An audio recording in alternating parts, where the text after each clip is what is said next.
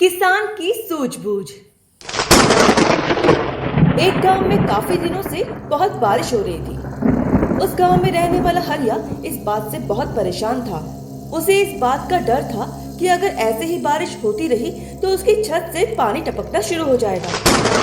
तभी उधर से एक शेर बारिश से परेशान होकर छिपने की जगह ढूंढते ढूंढते उस किसान के तबेले में जाकर घुस जाता है। उस तबेले में उस किसान के कुछ गधे भी बंधे हुए थे। अंधेरा ज्यादा होने की वजह से शेर गधों को देख नहीं पाता है और उन्हीं के बीच में जाकर खड़ा हो जाता है। तभी शेर को झोपड़ी के अंदर से एक आदमी के बोलने की आवाज आती है। वह वहां चुपचाप बैठ जाता है और सोचने लगता है, जैसे ही वो आदमी पास आएगा मैं उसे खा लूंगा। शेर शांति से बैठा इंतजार करने लगता है। बारिश बंद न होने के कारण किसान जोर जोर से चिल्लाने लगता है और बोलने लगता है कि इतना डर तो उसे बाघ और शेर से भी नहीं लगता जितना इस टपके से लगता है। बाहर छिपा शेर जब यह सुनता है तो वह सोचने लगता है, आखिर ये टपका कौन है? लगता है यह मुझसे भी ज्यादा ताकतवर है। तभी तो यह आदमी शेर और बाघ से ज्यादा इस टपके से डर रहा है। शेर वहां से निकलने की सोचता है कि कहीं टपका ने उसे देख लिया तो उसकी खैर नहीं। ओहो, अब मैं इस टपका से कैसे बचूं? चलो मैं अपनी मौसी के घर चला जाता हूँ। तबेले में इतना अंधेरा था कि हरिया को कुछ दिखाई नहीं देता और वो शेर के पास चला जाता है। हरिया उस शेर को अपना गधा समझकर उसके कान मरोड़ता है और उसे जल्दी चलने के लिए वहां से कहता है। अरे ये क्या, जिसका डर था वही हुआ। ये टपका तो मुझ पर हावी हो गया। हरिया अनजाने में उसे गधा समझकर उस पर बैठकर अपनी मौसी के घर को चल देता है। रास्ते में शेर सोचने लगता है, हे भगवान, कैसे बचूं? इस टपका से मैं कैसे बचूं? हे भगवान, मेरी सहायता करो, इस टपका से मुझे बचाओ। मैं आज के बाद किसी प्राणी को नहीं मारूंगा। मैं मांसाहार छोड़कर शाकाहारी बन जाऊंगा। मेरी रक्षा करो। शेर को दौड़ते दौड़ते रात से सुबह हो जाती है। हरिया को शेर की सवारी करता देख वहां पे खड़े गांव वाले सब यह देखकर आश्चर्यचकित थे। सब हैरान थे कि यह कितना ताकतवर है जो शेर की सवारी कर रहा है। गांव के लोग पागल हो गए हैं जो इस गधे को शेर, अरे बाप रे, ये तो सच में एक शेर है। हे भगवान, मेरी रक्षा करो, इस शेर से मुझे बचाओ। ये शेर तो मुझे खा ही जाएगा। राम राम राम, अब क्या होगा? आखिर इस शेर से कैसे बचूं? हरिया शेर से बचने के लिए सोचने लगता है। तभी उसे सामने एक बरगद का पेड़ दिखाई देता है। वह उसकी डाल को पकड़कर पेड़ पर झट से चढ़ जाता है और अपनी जान बचा लेता है। शेर को इतना डर कर तेजी से दौड़ते हुए देखकर एक भालू शेर से पूछता है, अरे शेर भैया, इतना तेजी से दौड़ते हुए कहाँ जा रहे हो? आप तो बहुत डरे हुए लग रहे हो। आप तो जंगल के राजा हो, आपको किसका डर है? टपका का, वो मेरी जान के पीछे पड़ा है। पूरी रात उसने मुझे दौड़ाया है।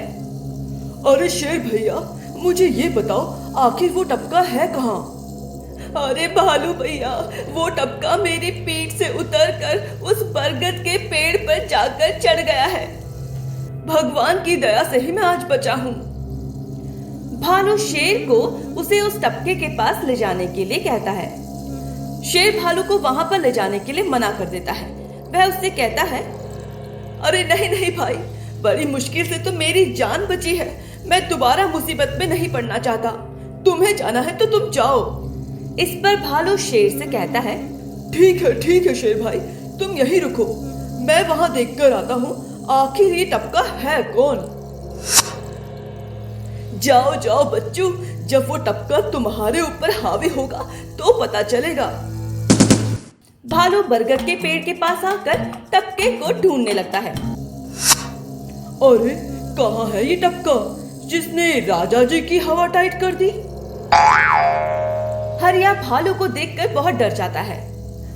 अरे बाप रे बाप, शेर क्या काफी नहीं था जो ये भालू भी आ गया। लगता है आज मेरी मौत निश्चित है। भालू उल्टा होकर पेड़ पर चढ़ने लगता है। तभी किसान डर के मारे जोरों से कांपने लगता है। कांपने के कारण उसके हाथ से छड़ी नीचे गिर जाती है जो भालू की टांग पर जाकर लगती है। भालू धड़ाम से जमीन पर गिरता है और वहां से 9-2-11 हो जाता है। हरिया पेड़ की झाड़ियों से बाहर झांक कर देखता है कि शेर और भालू दोनों यहाँ से भाग गए हैं। अब वह सुरक्षित नीचे उतर सकता है और वह जान बचाकर अपने घर को चल देता है। तब से सारे राज्य में ये खबर फैल गई कि हरिया किसान बहुत बहादुर है और वह शेर की सवारी कर लेता है। धीरे धीरे ये बात राजा तक पहुंच गई। राजा के दरबार में एक बूढ़ा इंसान राजा को बताता है कि क्यों ना हम हरिया किसान को यहाँ पर बुला लें, क्योंकि वह बहुत ताकतवर है। वह इस दुष्ट शेर को पकड़ सकता है। शेर वहाँ से भागकर दूसरे गांव चला जाता है। अब दूसरे गांव के लोग भी शेर के डर से परेशान थे। उस गांव के लोग राजा के पास जाकर हरिया किसान की बहादुरी के बारे में बताते हैं। राजा अपने सैनिकों को हरिया किसान को दरबार में लाने का आदेश देते हैं। हरिया दरबार में पहुंचकर राजा से कहता है, महाराज, आपने मुझे याद किया? मुझसे कोई गलती हो गई क्या? नहीं नहीं हरिया, तुम्हारी कोई गलती नहीं है। ये कुछ लोग पड़ोस के गांव से आए हैं। इनका कहना है कि कोई दुष्ट शेर इनके गांव में आ गया है जो इनके पशुओं को ले जाता है और मारकर खा जाता है।